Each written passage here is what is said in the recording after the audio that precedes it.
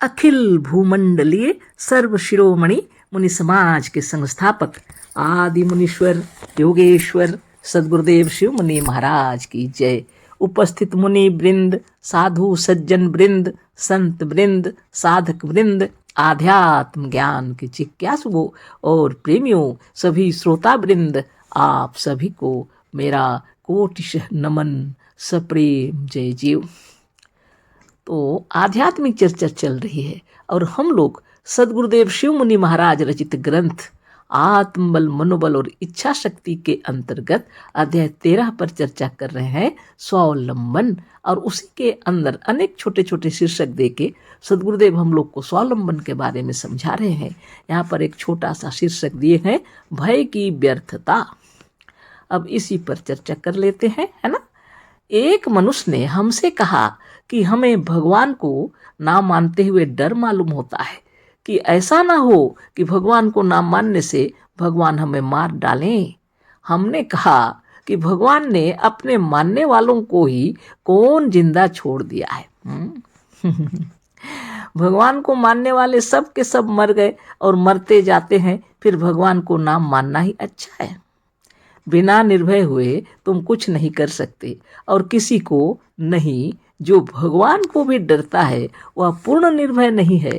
पूर्ण आत्मविश्वास और पूर्ण स्वावलंबन मनुष्य को पूर्ण निर्भय बना देता है।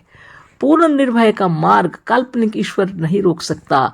ईश्वर, देवी देवता और भूत प्रेत का डर उन्हीं लोगों में है जिनमें आत्मविश्वास नहीं है, जो आत्मावलंबी नहीं है। जो डरते हैं उन्हीं को भूत प्रेत, देवी देवता और ईश्वर सताया करते हैं। जो नहीं डरते उनके पास तक यह नहीं जाते।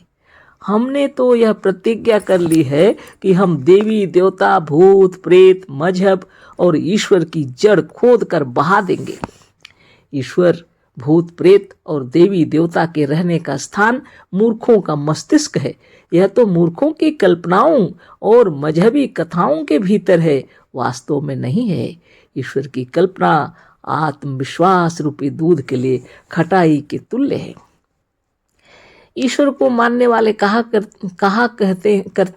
हैं, क्या लिखे हैं, ईश्वर को मानने वाले कहा करते हैं कि यदि ईश्वर चाहेंगे तब तो हम निरोग होंगे, यदि ईश्वर चाहेंगे तब हम सुखी होंगे, यदि ईश्वर चाहेंगे तो हम मुक्ति प्राप्त करेंगे। यह सब व्यर्थ की बातें हैं। ईश्वर क्यों चाहेंगे कि आप रोगी रहें? ईश्वर क्यों चाहेंगे कि आपकी उन्नति ना हो? आपकी यदि उन्नति होगी तो ईश्वर का क्या नुकसान होगा? उन्नति कहते हैं आगे बढ़ने को, आगे चलने को। आगे आप अपने पैरों से चलेंगे। ईश्वर किसी को अपने कंधे पर बैठा कर ले चलते हुए नहीं देखे गए। इतनी सी बातें हैं इसके अंदर। अब हम लोग इस पर विचार विमर्श चर्चा कर लेते हैं, है ना।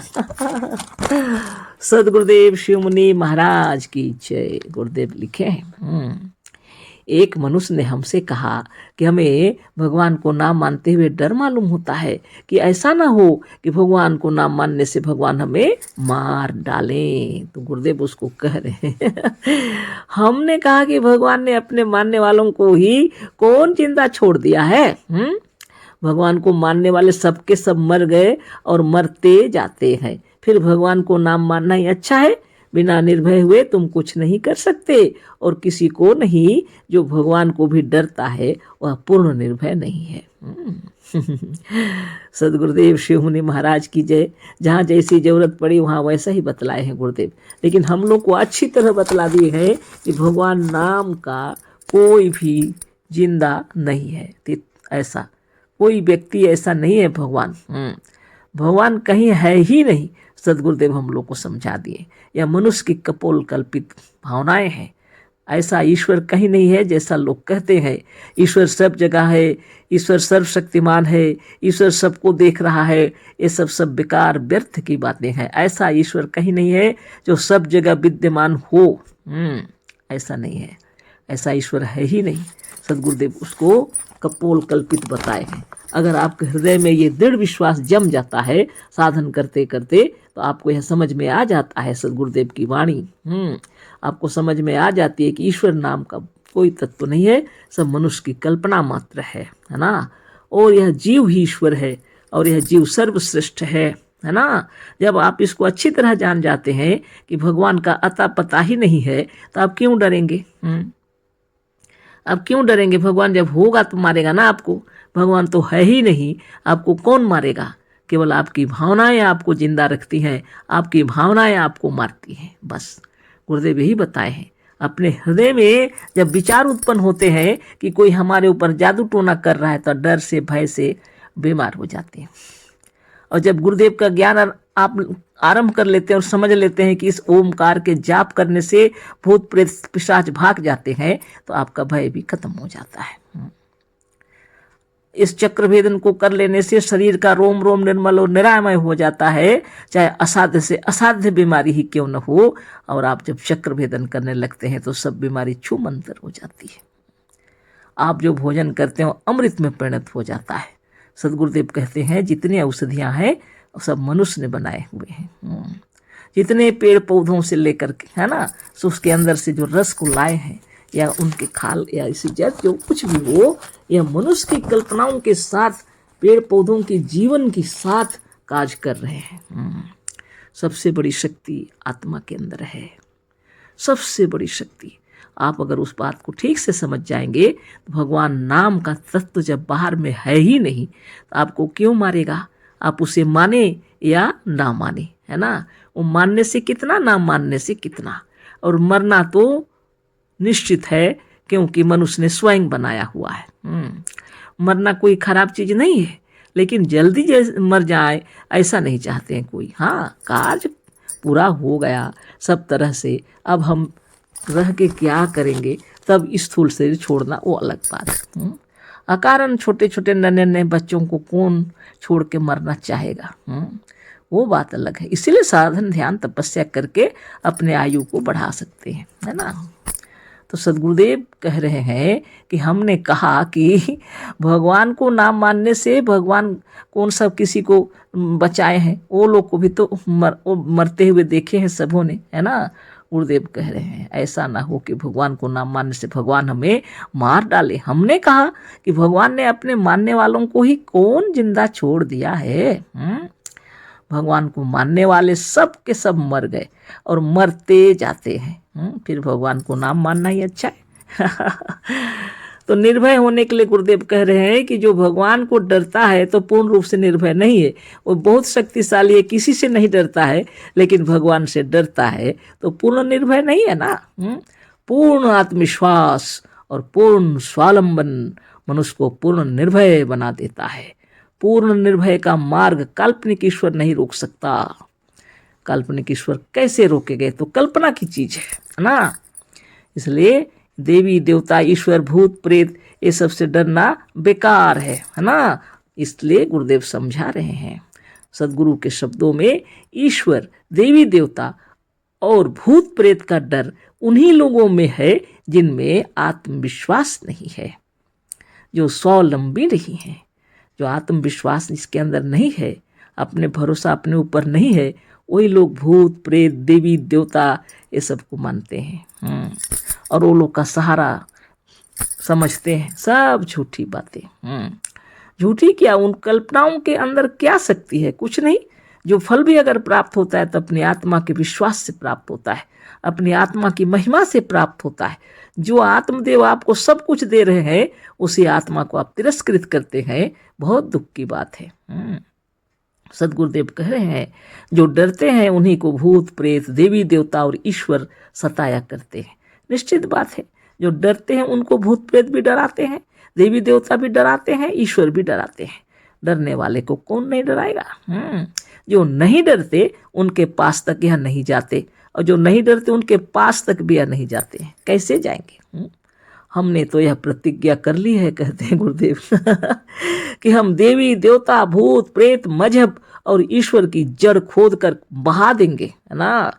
सदगुरुदेव देख रहे थे कि जितने लोग दुखी हैं इन्हीं लोग को लेकर के, ईश्वर देवी देवता भूत प्रेत मजहब, इसी से संसार में इतना तकलीफ है। इसलिए गुरुदेव चाहते थे सबको जड़ से खोद के बहा देंगे, है ना। फेंक देंगे। गुरुदेव कहते हैं जिसके चलते इतने झगड़े हो रहे हैं, दंगे फसाद हो रहे हैं, ये सब रहेगा ही नहीं तो सबसे अच्छा। आप क्या सोचते हैं, विचार कीजिए। सच्ची बात है ये। ईश्वर को लेकर के इतने धर्म बने हुए हैं, ईश्वर को लेकर के मजहब बने हुए हैं, ईश्वर को लेकर के इतने सारे दंगे फसाद झगड़े होते रहते हैं, है ना।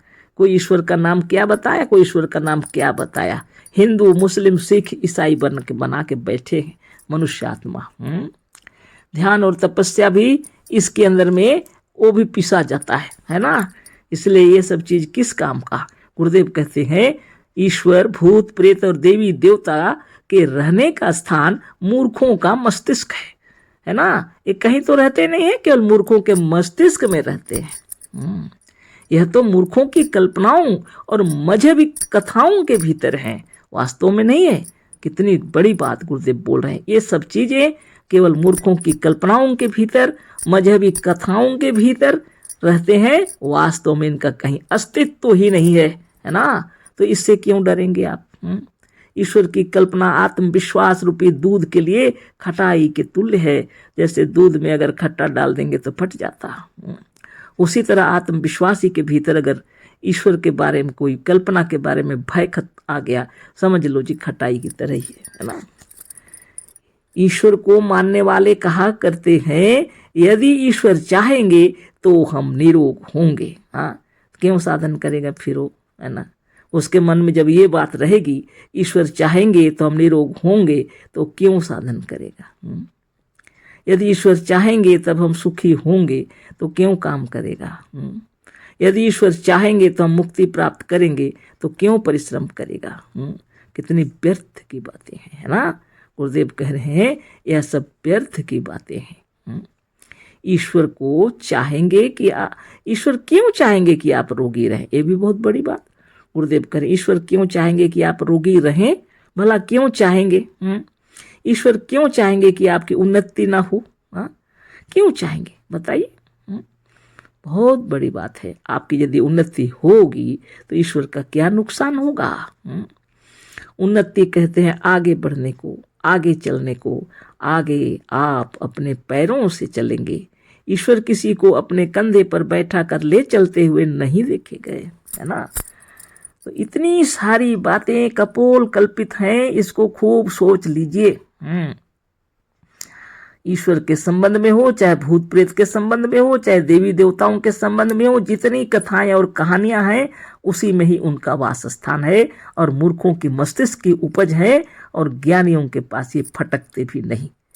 और ज्ञानी यदि निर्भय और निडर हो गए, सच्चा ज्ञान हो गया, तो ये सब का नामो निशान मिट जाएगा, है ना। और संसार में आनंद ही आनंद होगा। आप विचार कर लीजिए। भय की व्यर्थता, यह इतना ही लिखा हुआ है। गुरुदेव लिखते हैं डरने की क्या बात है। बोलते हैं उन्नति तो होगी, आपकी उन्नति होगी, इसमें ईश्वर का क्या नुकसान होने वाला है। उन्नति कहते हैं आगे बढ़ने को, आगे चलने को। आगे आप अपने पैरों से चलेंगे। ईश्वर किसी को अपने कंधे पर बैठा कर ले चलते हुए नहीं देखे गए। क्या किसी ने देखा है? कभी भी नहीं, है ना। साक्षात ईश्वर तो मनुष्य आत्मा है, साक्षात ईश्वर तो सभी जीव हैं। इन सभी जीवों को कोटि कोटि नमन। और प्रत्येक मनुष्य को सच्चा ज्ञान हो जाए और लड़ाई झगड़े दंगा फसाद बंद हो जाए। परस्पर प्रेम और सौहार्द होना चाहिए, है ना। अच्छा, तो आज इतना ही। अशेष धन्यवाद। कोटिशः नमन। सप्रेम जय जीव। सद्गुरुदेव शिव मुनि महाराज की जय।